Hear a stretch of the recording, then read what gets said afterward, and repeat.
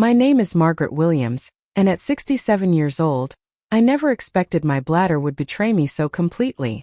After my surgery, I needed bathroom breaks every hour, which became the perfect excuse for my son James and his wife Kathleen to abandon me at a gas station during our Thanksgiving road trip to my sister's lake house. Little did they know that their cruel act would unravel a web of deceit they had woven for years, leaving them with nowhere to return. Before I tell you what happened next, let me know where you're watching from in the comments, and don't forget to like and subscribe if family drama makes your heart race like mine. I've been a widow for 8 years now. My husband Robert passed away after 42 wonderful years together. We raised our only son James with all the love we could give. And I continued teaching 3rd grade at Oakwood Elementary until I retired 5 years ago.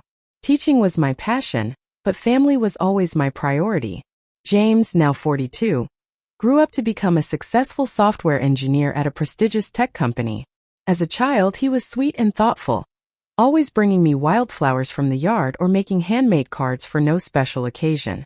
We were incredibly close during those years, sharing secrets and dreams over hot chocolate on our back porch. I still have the small wooden box he made for me in 7th grade woodshop, where I keep my most precious mementos. Everything changed when he met Kathleen in college. She was studying business with aspirations of corporate success, and she had very specific ideas about what their life together should look like. From the beginning, I sensed her coolness toward me, though I tried not to take it personally. I told myself she was just ambitious and focused on their future. After their wedding 15 years ago, our relationship became increasingly distant. Phone calls grew shorter and less frequent. Invitations to their home became rare, usually only for major holidays or events where other guests would be present. When I did visit, Kathleen would often be busy with other tasks or engagements, leaving little time for meaningful conversation. Their children, my precious grandchildren, became my main connection to their family. Ethan, now 14, used to sit in my lap for hours as I read him stories about dinosaurs and space adventures.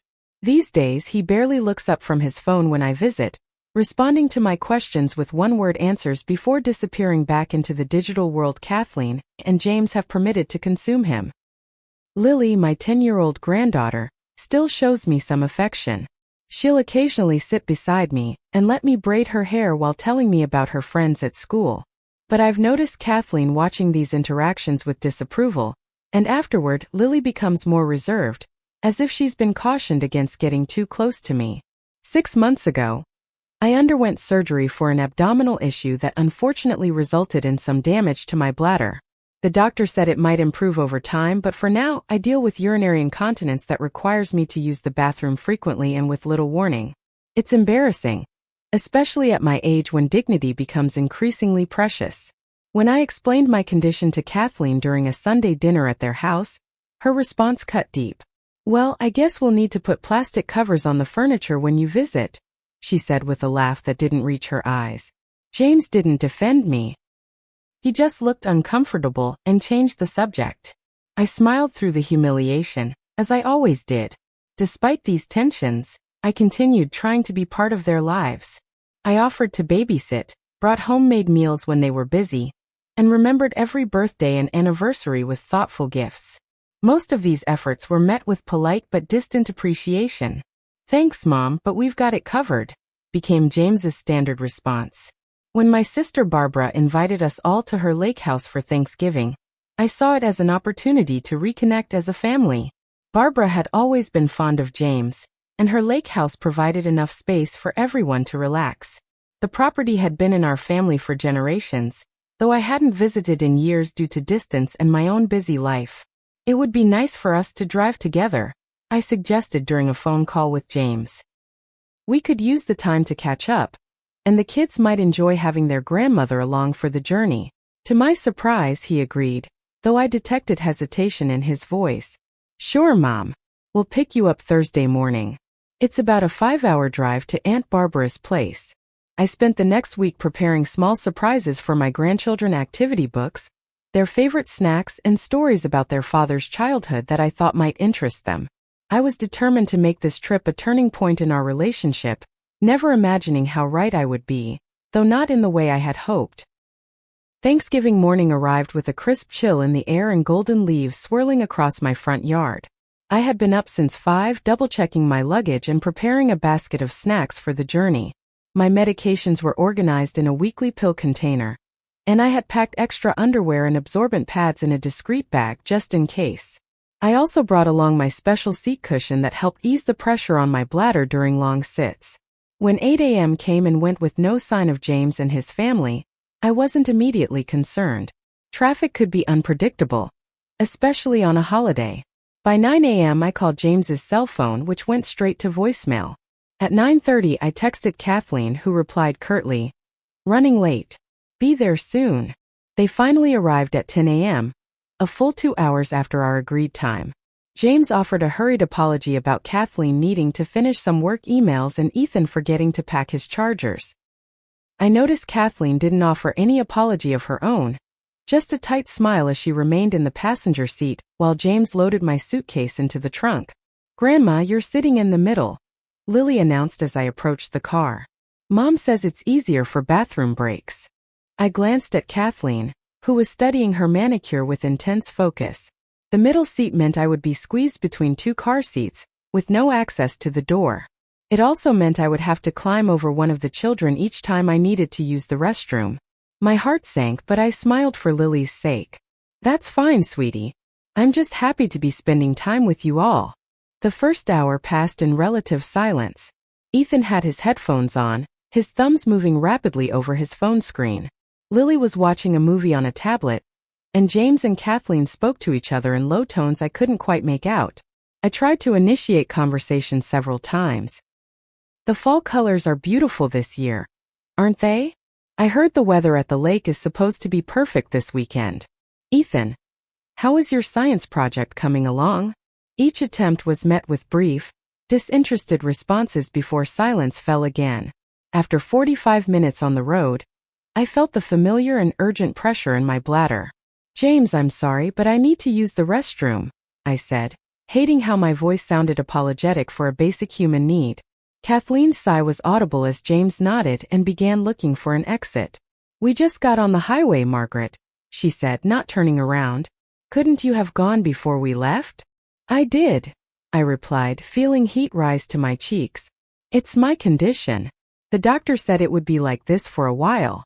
We pulled into a gas station, and I had to ask Lily to unbuckle and step out so I could exit the vehicle. As I hurried to the restroom, I could hear Kathleen's voice behind me. "This is going to add at least an hour to our trip if she keeps this up." When I returned to the car, the atmosphere had chilled further. James was pumping gas, his face a mask of forced patience. Kathleen was on her phone, typing furiously. I climbed back into my middle seat prison, thanking Lily for being so helpful. As we continued our journey, I tried again to connect with my grandchildren, sharing stories about when James was their age. "Did your father ever tell you about the time we took a road trip to the Grand Canyon?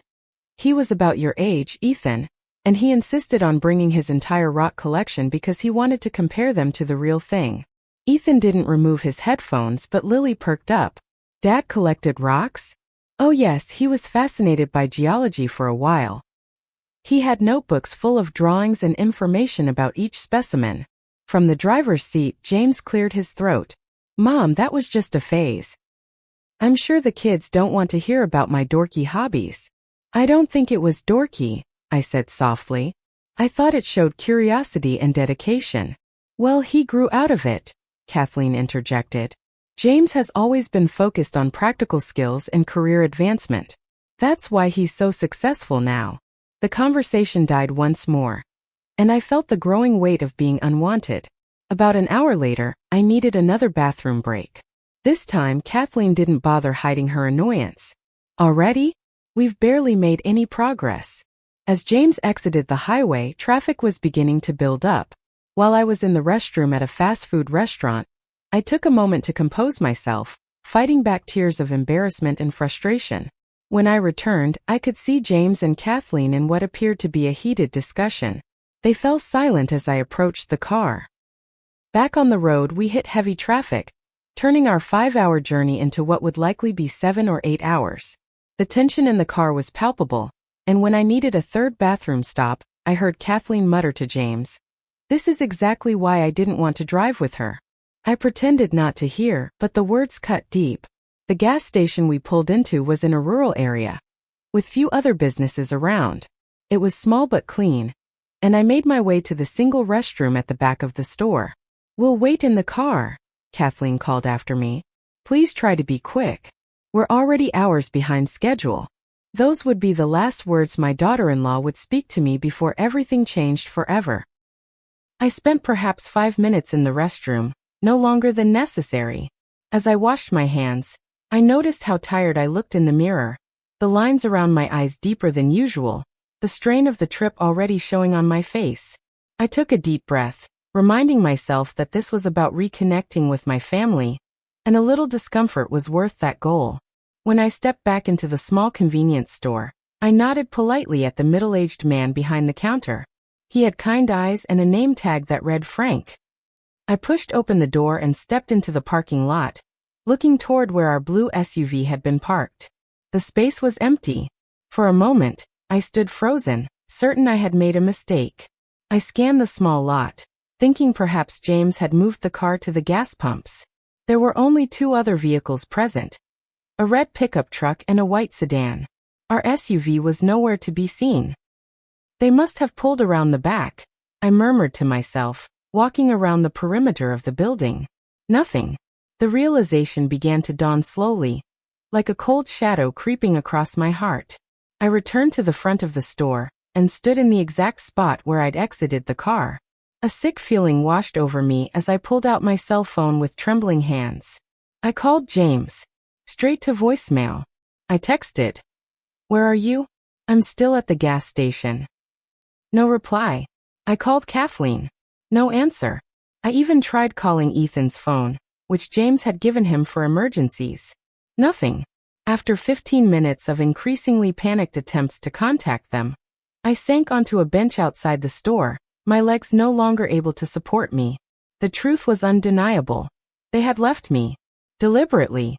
The door to the convenience store opened, and Frank, the attendant, stepped out. Ma'am?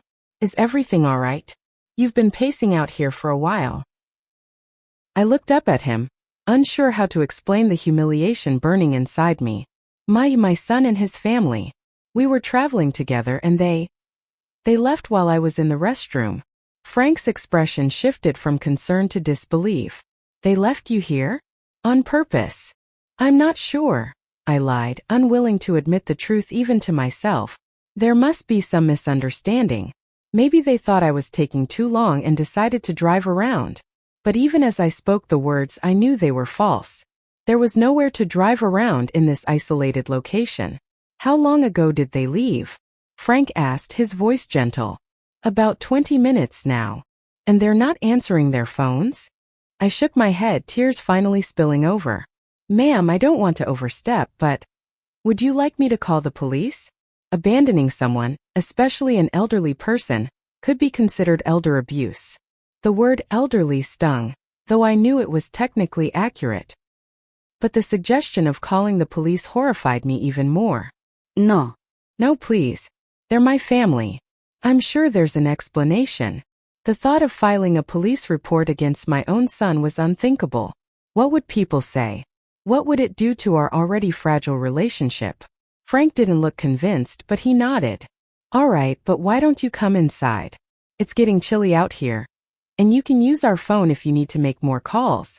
Cell reception is spotty in these parts. I followed him into the store, my purse. With a jolt, I realized my purse was in the car. My credit cards, most of my cash, my ID all gone with James and his family. I had only my cell phone and the small emergency cash I always kept in my pocket, 2 20s and 3 1s. $43 to my name in a strange place miles from anywhere. My purse, I whispered. It's in their car. Frank's expression darkened. Ma'am, I really think we should call the authorities. Please just give me a little more time. I need to call my sister. He led me to a small office in the back of the store and offered me the use of the landline and the store's Wi-Fi password. As I dialed Barbara's number, my hand shook so badly I had to try twice. Barbara? It's Margaret. My voice broke on her name. Maggie?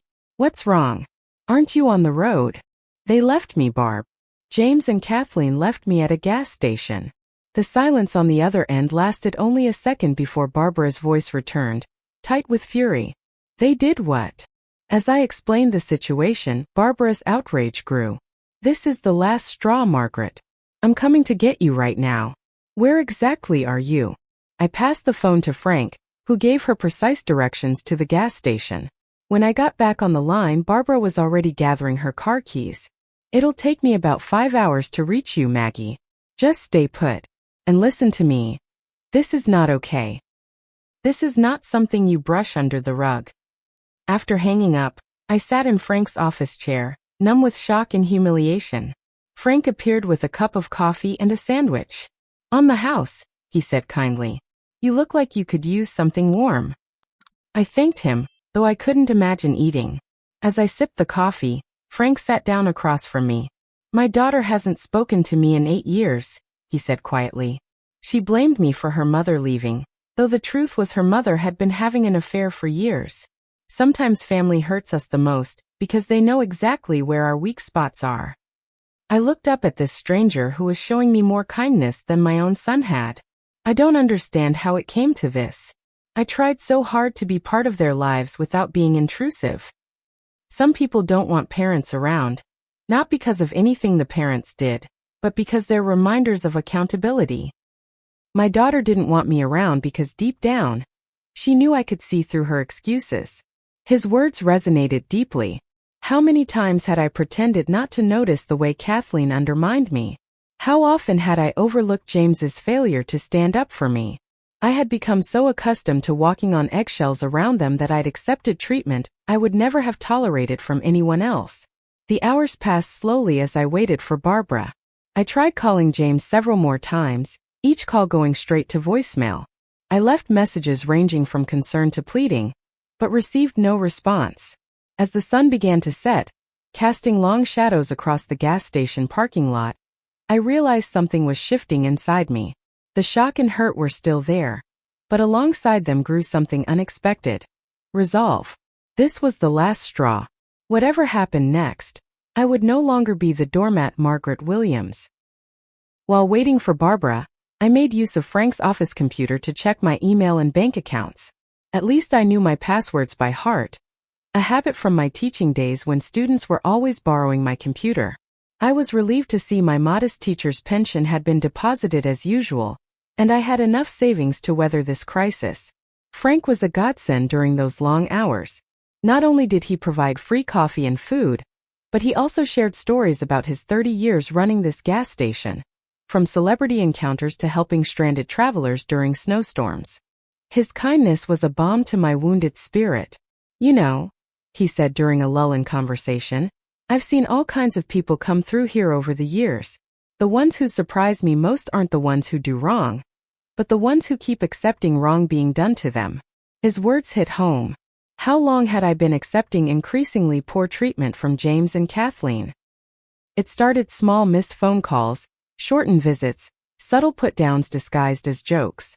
Then it escalated to being excluded from family events, having my opinions dismissed, and now being abandoned on a highway like unwanted baggage. My late husband would be so disappointed, I admitted, more to myself than to Frank. Robert always taught James to respect others, especially family. He would have never imagined our son could do something like this. People change, Frank replied. Sometimes not for the better. I pulled out my phone and scrolled through photos, landing on one from Ethan's 10th birthday 4 years ago. It was one of the last times I remembered feeling truly included in a family celebration. James had his arm around me, and we were both laughing at something off camera. What had changed since then? As I continued scrolling, I noticed a pattern. In more recent photos, I was always on the periphery, seated farther from the center, often partially cropped out, or caught in unflattering angles. It was as if I was being visually erased from their family narrative, one picture at a time. 3 hours into my wait, my phone rang. James's name flashed on the screen. My heart raced as I answered. James. Mom. His voice was tight, controlled. There's been a misunderstanding. A misunderstanding? Was that what we were calling deliberate abandonment now? What kind of misunderstanding involves leaving your mother alone at a gas station? My voice was steadier than I expected. We thought you went to use the restroom in the restaurant across the street. When you didn't come back to the car, we assumed you were taking your time. Kathleen was worried about traffic getting worse, so we decided to drive around the block. Then we got a little lost on these back roads. Each word was so clearly a lie that I almost laughed. There was no restaurant across the street. There was no block to drive around in this rural area. They hadn't been a little lost for 3 hours. James, please don't insult my intelligence. His tone changed immediately, defensive and irritated. Mom, you're making this into a bigger deal than it is. You know how Kathleen gets about schedules, and your bathroom breaks were putting us hours behind. We just needed to make some progress. By abandoning your 67-year-old mother with a medical condition at a gas station in the middle of nowhere, without her purse or ID. We have your purse, he said, as if that made everything better. We were going to come back for you. After what? Reaching Barbara's first so you could enjoy Thanksgiving dinner without the inconvenience of my bladder? The silence that followed told me I'd hit close to the mark. Where are you now? I asked. About 3 hours away from the gas station. Look, we can turn around if you're going to make this into a federal case. But it means we won't reach Aunt Barbara's until midnight. I closed my eyes, suddenly very tired. The thought of getting back into that car with people who had demonstrated such callous disregard for me was unbearable. No, James. You don't need to turn around. Barbara is already on her way to get me. You called Aunt Barbara? His voice rose in alarm. Barbara had always been my defender, and James knew she wouldn't take this lightly. Yes, I did. What did you expect me to do? Hitchhike at my age? Mom, you're overreacting. We were going to come back for you. When? Tomorrow? Next week? Or were you hoping I'd find my own way and spare you the trouble altogether? That's not fair, he protested, but the weakness in his voice betrayed him. No, what's not fair is how you and Kathleen have treated me for years, and how I've allowed it because I was so afraid of losing my connection to you and the children. But I'm done being afraid, James. I'll see you at Barbara's. I hung up before he could respond, my hand trembling but my resolve stronger than ever. Frank, who had discreetly stepped away during my call, returned with a fresh cup of coffee. Family? He asked simply. I nodded. My son. Apparently, there was a misunderstanding. Frank's expression made it clear he didn't buy that explanation any more than I did. And I told him my sister is coming to get me. I'm not getting back in that car with them. He gave me an approving nod. Good for you. Standing your ground is hard. Especially with family. They count on your love to let them off the hook. Those words stayed with me as the minutes ticked by, eventually stretching into 5 hours. When Barbara's car finally pulled into the gas station parking lot just after 9 p.m., I felt a wave of relief so intense it brought fresh tears to my eyes. Barbara, 2 years my senior but still spry and fiery as ever, practically flew from her car to envelop me in a fierce hug. Oh, Maggie, she whispered against my hair. I could kill that son of yours right now. I introduced her to Frank and thanked him profusely for his kindness. He refused the money I tried to offer, instead pressing his business card into my hand. If you're ever passing through again, stop in and let me know how things turned out, he said. And remember what I said about standing your ground. As Barbara and I settled into her comfortable sedan for the journey to the lake house, I finally allowed myself to fully process the day's events. I've been such a fool, Barb, I admitted as we pulled back onto the highway. For years I've been making excuses for how they treat me. I convinced myself that if I just tried harder, was less demanding, gave them more space, things would improve. Barbara reached over to squeeze my hand. You weren't a fool, Maggie. You were a mother who wanted to believe the best of her son. There's no shame in that. James called while I was waiting. He tried to claim it was all a misunderstanding. Barbara snorted. Did he now? And I suppose your purse just happened to stay with them by accident too. I sighed. He admitted they have it. Said they were going to come back for me. After what? Making good time to my place without the burden of your bathroom breaks? The nerve of that boy. And that wife of his. I've never trusted her, Maggie. Something has always been off there. We drove in silence for a while, the rhythmic sound of the wipers against a light drizzle strangely soothing. There's something else you should know, Barbara said finally, her voice uncharacteristically hesitant. Something I've been trying to tell you for years, but you always change the subject when it comes to James. I turned to look at her profile, illuminated by the dashboard lights. What is it? It's about Mom and Dad's property, the lake house we're heading to right now. As Barbara began to explain, I realized that the day's betrayal was just the tip of an iceberg that had been growing beneath the surface of my relationship with my son for far longer than I could have imagined. The lake house came into view just before midnight, its windows glowing warmly against the dark silhouette of pine trees. It was more magnificent than I remembered. A sprawling two-story structure with a wraparound porch overlooking the pristine waters of Lake Champlain. As we pulled into the gravel driveway, I noticed a boat dock extending into the water, and what appeared to be a small guest cabin at the property's edge. You've done wonders with the place, I remarked, remembering the more modest cabin of our childhood. Barbara gave me an odd look. I've maintained it, yes, but the renovations were done 10 years ago after Mom and Dad passed. Using the property funds. Property funds?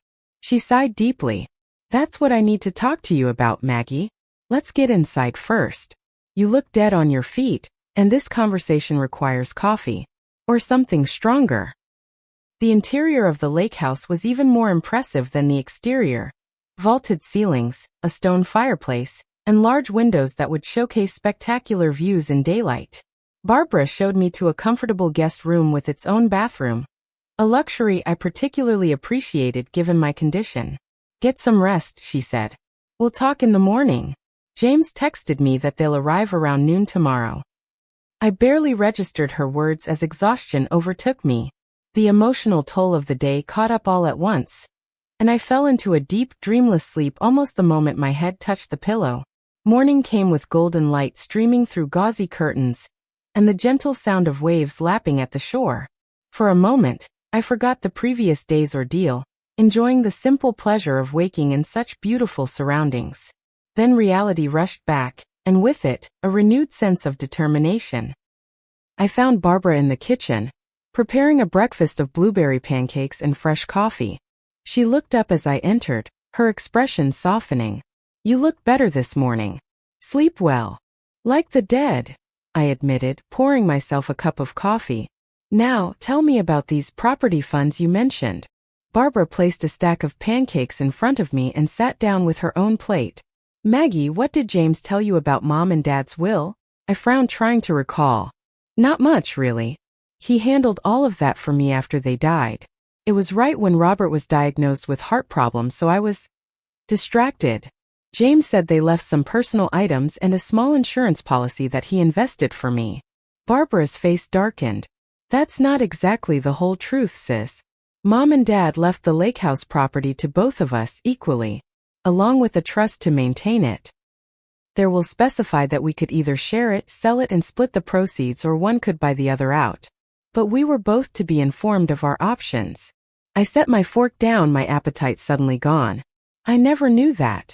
I suspected as much when you never responded to any of the letters from the estate lawyer. I called you several times about it, but you always said James was handling everything and changed the subject. A cold feeling settled in the pit of my stomach. What exactly did I inherit, Barbara? Half of this property, which was valued at $1.2 million 10 years ago. It's worth considerably more now. And a maintenance trust that generates about $6,000 per month in income, half of which was supposed to go to each of us. The room seemed to tilt slightly. Are you saying?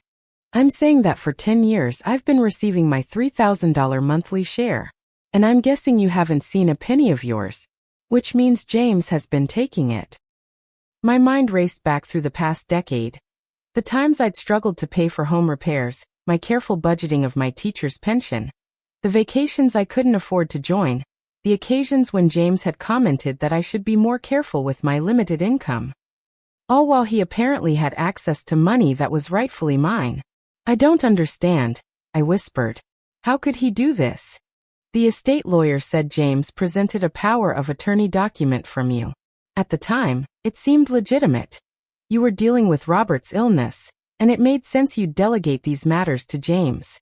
The lawyer sent confirmation letters to your address of record, but I'm guessing James intercepted those too.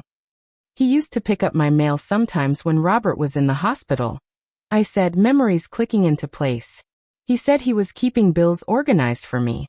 Barbara reached across the table and took my hand. This is serious, Maggie.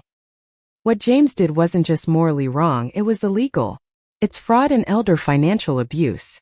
The terms hit me like physical blows. I had been naive, yes, but I never imagined my own son could systematically deceive me this way. What do we do now? I asked, my voice small. I've invited my friend Elizabeth to join us this afternoon. She's a lawyer who specializes in elder law. She can help us understand our options. As if on cue, my phone rang. James's name flashed on the screen. I showed it to Barbara, who nodded encouragingly.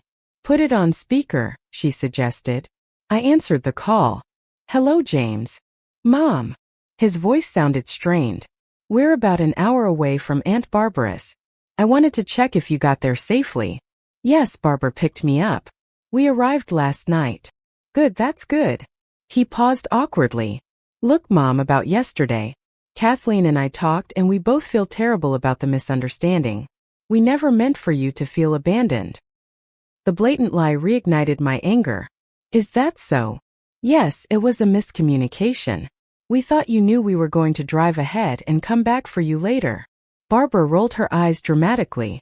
James, I said, keeping my voice level, let's not play games.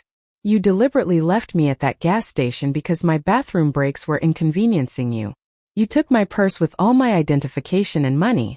You ignored my calls for 3 hours. These are facts, not misunderstandings. Mom, you're blowing this out of proportion. We came back for you, didn't we? No, you didn't. You called after 3 hours, and only when you realized I had contacted Barbara. His voice took on an edge. I don't know why you're being so difficult about this. We made a mistake, we apologized. Why can't that be the end of it? Because it's not just about yesterday, James. It's about a pattern of behavior that's gone on for years. And it's about other things I'm just beginning to learn about. What other things? His tone shifted to wary. We'll discuss it when you get here. Drive safely. I ended the call before he could respond. Barbara gave me an approving nod. Well done, sis. He knows something's up. I still can't believe this is happening, I said, the full weight of James's betrayal settling over me. My own son. People do terrible things for money, Maggie. Even family. Especially family. Elizabeth arrived shortly before noon, a sharp-eyed woman in her 50s with a no-nonsense demeanor that I found immediately reassuring. Barbara had already briefed her on the situation, and she came prepared with documents and a clear plan of action.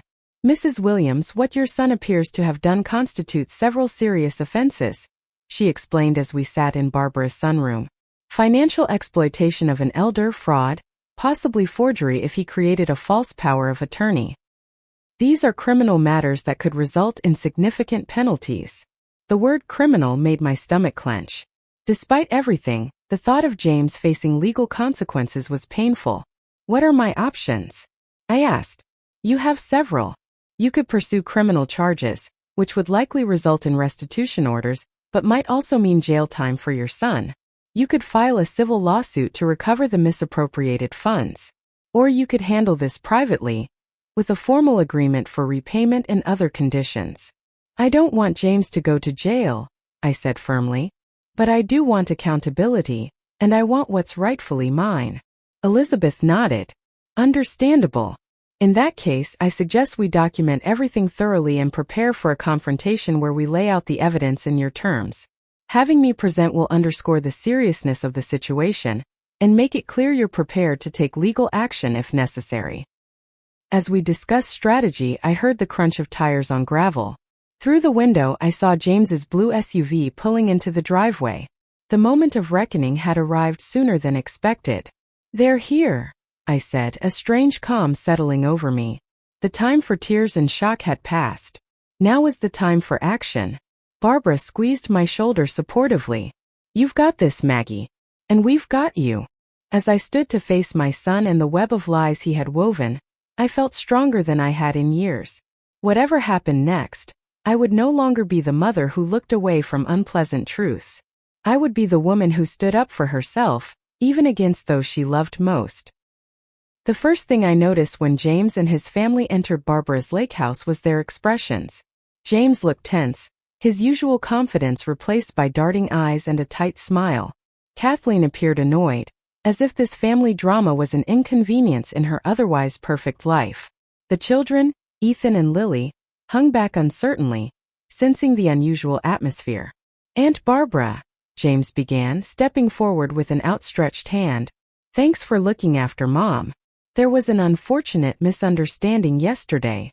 "Save it, James," Barbara interrupted, her tone clipped. "We all know exactly what happened." His gaze shifted to Elizabeth, who stood beside me with a professional smile. "I'm sorry, I don't believe we've met." "Elizabeth Morgan," she replied, extending her hand. "I'm your mother's attorney." The color drained from James's face. "Attorney? Mom, what's going on?" "Why don't we all sit down?" I suggested, gesturing toward the living room. "Ethan, Lily, there's a game room downstairs if you'd like to check it out." "They're fine here," Kathleen interjected sharply. "Whatever you have to say can be said in front of the children." Barbara raised an eyebrow. "I don't think that's appropriate, considering the nature of our discussion." "What nature?" James demanded, his voice rising slightly. "What is this about?" I looked at my grandchildren, noting Lily's worried expression and Ethan's uncomfortable posture. "Kids, please go downstairs for a bit. This is adult business." To my surprise, Ethan nodded and took his sister's hand. "Come on, Lil. Let's check out the game room." Once they had disappeared down the staircase, I turned back to my son and daughter-in-law. "Please sit down." They complied reluctantly, James perching on the edge of the sofa as if ready to bolt at any moment. Kathleen sat ramrod straight, her designer purse clutched tightly on her lap. "James," I began, my voice steadier than I expected. "Yesterday wasn't a misunderstanding. You deliberately left me at that gas station because my medical condition was inconveniencing you." "Mom, that's not." "Please don't interrupt me. I've listened to your excuses for years, and now it's your turn to listen." His mouth snapped shut, surprise evident on his face. I had never spoken to him this way before. "What you did yesterday was cruel, but it's actually not the main reason we're having this conversation. Barbara has informed me about something far more serious." I nodded to Elizabeth, who opened a folder on her lap. "Mr. Williams," she said professionally, "are you aware that your mother is legally entitled to half ownership of this property and has been since your grandparents passed away 10 years ago?"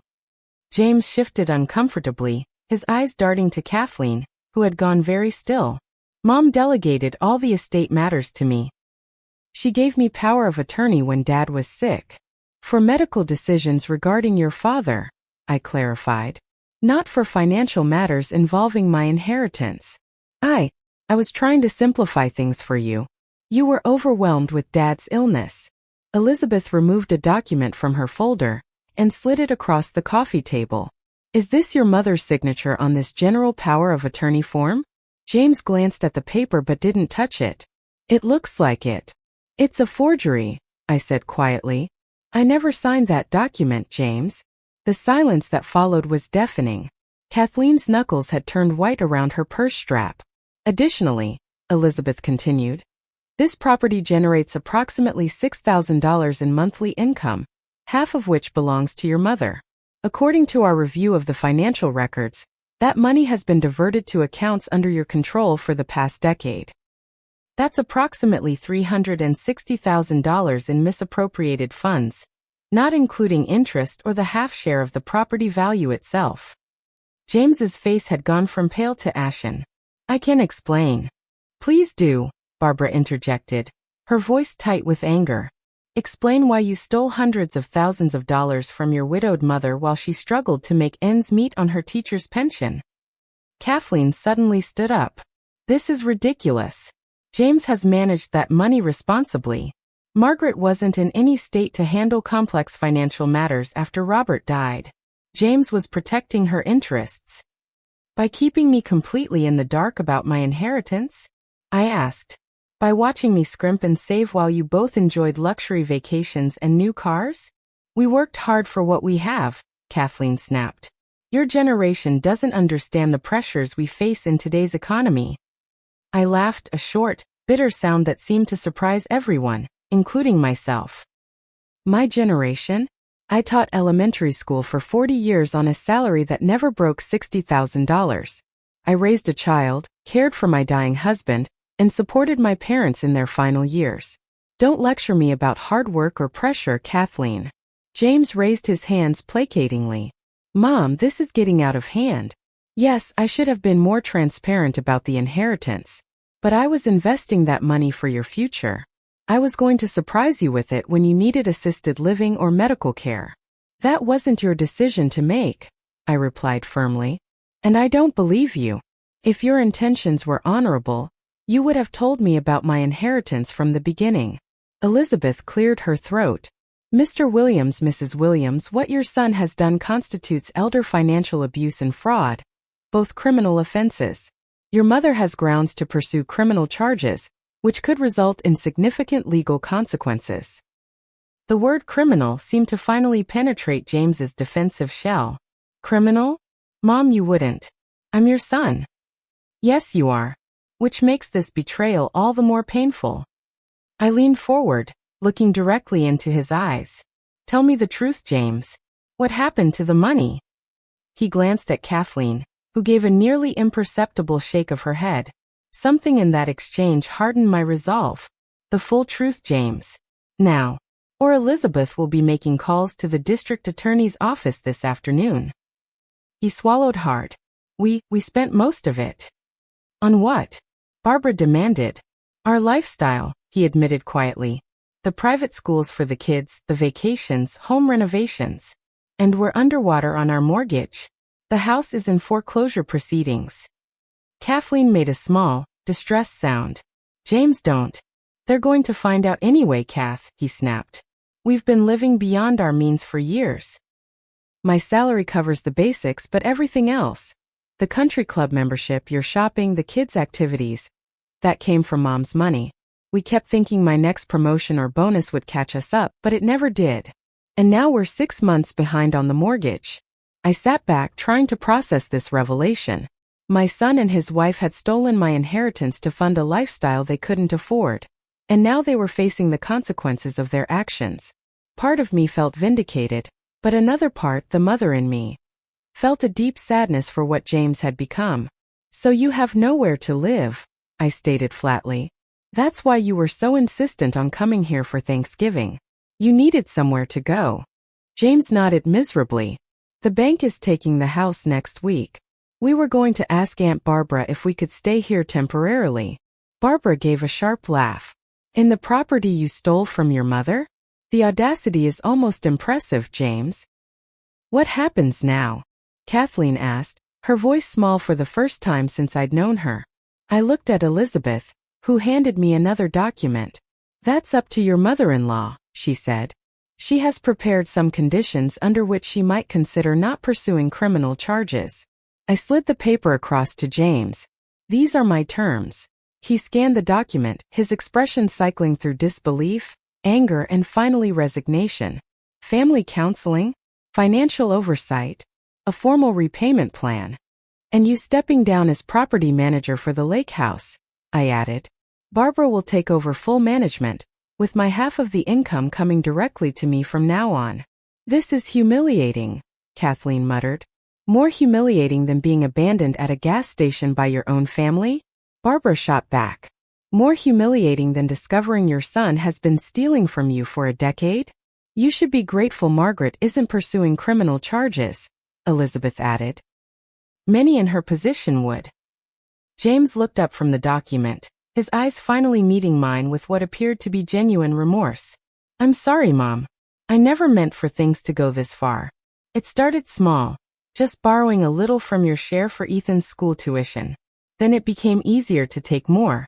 And eventually, I convinced myself it wasn't really stealing, because I would make it up to you someday. The road to hell is paved with good intentions, Barbara murmured.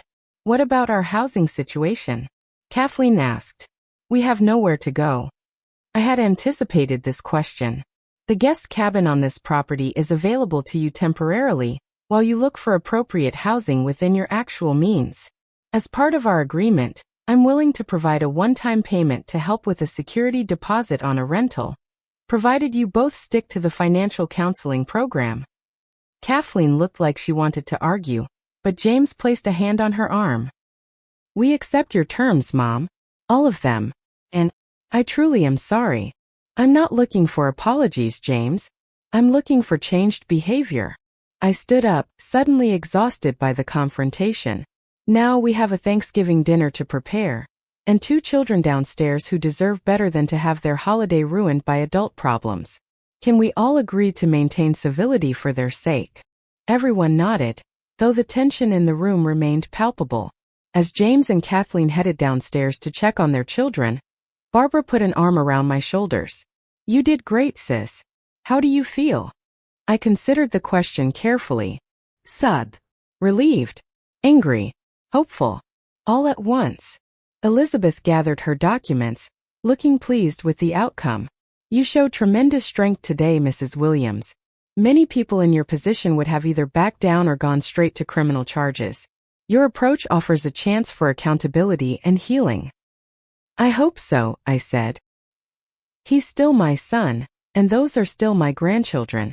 I want them in my life, but on healthier terms. As we moved to the kitchen to begin Thanksgiving preparations, I felt as though a heavy weight had been lifted from my shoulders. For the first time in years, I would sit down to a family meal not as a tolerated guest, but as a woman who had reclaimed her power in her rightful place. The Thanksgiving dinner that followed was unlike any our family had experienced before. The conversation was awkward at times, with James and Kathleen subdued and watchful. But there were moments of genuine connection too, particularly with Ethan and Lily, who seemed relieved that the adult tension had decreased somewhat. As I watched my grandchildren laughing at one of Barbara's stories, I realized that this painful reckoning might be the first step toward a more authentic relationship with them. Perhaps without the weight of secrets and resentment, we could all begin to heal. 6 months have passed since that fateful Thanksgiving, and I'm sitting on the wraparound porch of what is now my permanent home, the lake house I share with Barbara. Spring has given way to early summer, and the lake shimmers in the afternoon sunlight like a blanket of diamonds. The property that was hidden from me for so long has become my sanctuary and, surprisingly, the foundation of my new beginning. Moving in with Barbara was a practical decision at first. After discovering James's betrayal, I didn't want to return to my small condo with all its memories of struggling to make ends meet while my son siphoned away my inheritance. Barbara suggested I use some of my recovered funds to buy new furniture for the lake house's east wing, creating a space that was truly mine within our shared home. Look at us. Barbara had laughed as we arranged my new bedroom suite. 2 old ladies living together like we're in our 20s again. Mom and Dad would get a kick out of this. They would indeed. Our parents had always hoped the lake house would keep their daughters connected. And in an ironic twist, James's deception ultimately fulfilled their wish. The guest cabin that initially housed James and his family now stands empty. They stayed for 2 months while securing a modest 3-bedroom apartment in a neighboring town. The transition wasn't easy for any of them, particularly Kathleen, who struggled with the dramatic downsizing from their luxury home. I overheard her once, crying on the phone to her sister about having to shop at department stores instead of her usual boutiques. James, to his credit, has adhered to our agreement with surprising diligence. The family counseling sessions, which I occasionally join, have revealed layers of insecurity and pressure I never realized my son carried. His drive for status and wealth apparently stemmed from childhood experiences of feeling less affluent than his friends, despite Robert and I providing a comfortable, if modest, lifestyle. I always felt like we were just getting by, he confessed during one particularly emotional session. When the other kids talked about their vacations or new toys, I felt less than. I promised myself my children would never feel that way. So you stole from your mother to give your children what you felt you lacked? The therapist had asked pointedly. James's shame had been palpable. When you put it that way, yes. I justified it by telling myself Mom didn't need the money like we did, that she wouldn't appreciate the lake house like we would. And now, I had asked quietly. Now I see I was wrong about everything. Especially about you, Mom. These moments of honesty have begun to rebuild the bridge between us, though it's a slow and sometimes painful process. The financial oversight program has forced James and Kathleen to live within their actual means for the first time in their marriage. They've sold their luxury cars, canceled country club memberships, and Kathleen has even taken a part-time job at a local boutique to contribute to their income. The most significant change has been in my relationship with my grandchildren. Without the constant undercurrent of tension and Kathleen's subtle interference, Ethan and Lily have blossomed in their interactions with me. They visit the lake house every other weekend, and I've discovered Ethan has inherited his father's childhood interest in geology, a passion Kathleen apparently discouraged as impractical. Dad never told me he collected rocks too, Ethan said during one of our lakeside walks, his pockets heavy with interesting specimens. He seemed surprised when I showed him my collection. Sometimes parents forget what they loved as children, I replied, thinking of how James had buried so many authentic parts of himself in his pursuit of status. Lily, now 11, has become my baking companion, eager to learn the recipes that had once delighted her father. Daddy said your apple pie was magic, she informed me during our first session. He said it could fix any bad day. These small revelations about the James the first used to know, the son who loved rocks and believed in the magic of homemade pie, give me hope that he's rediscovering himself through this crisis. One of the most unexpected developments of these past months has been the senior support group. I started with Frank's encouragement. Yes, Frank from the gas station, who has become a dear friend and regular visitor to the lake house. During one of his visits, he suggested I channel my experience into helping others. You'd be surprised how many older folks are being taken advantage of by family members, he said. Most never find the courage to confront it like you did. With Barbara's enthusiastic support, we converted the property's old boathouse into a meeting space and started Standing Ground, a support group for seniors experiencing family estrangement or financial exploitation. What began with 4 people now regularly welcomes 15 to 20 attendees from surrounding communities. We've even partnered with Elizabeth's law firm to provide free monthly consultations for those needing legal guidance. The transformation in my own life has been profound. At 67, I've discovered a strength and purpose I never knew I possessed. My bladder condition has improved with proper medical treatment, something I can now easily afford. I've made new friends, reclaimed my financial independence, and established healthier boundaries with my son and his family. James's journey has been equally transformative, though more difficult. The facade of success he had maintained for so long has crumbled, forcing him to confront hard truths about his values and choices. In our most recent counseling session, he admitted something that brought tears to my eyes. I spent years chasing what I thought was success, only to discover I had everything that really mattered all along. A mother who loved me unconditionally, children who needed my presence more than my presence, a family legacy richer than any bank account.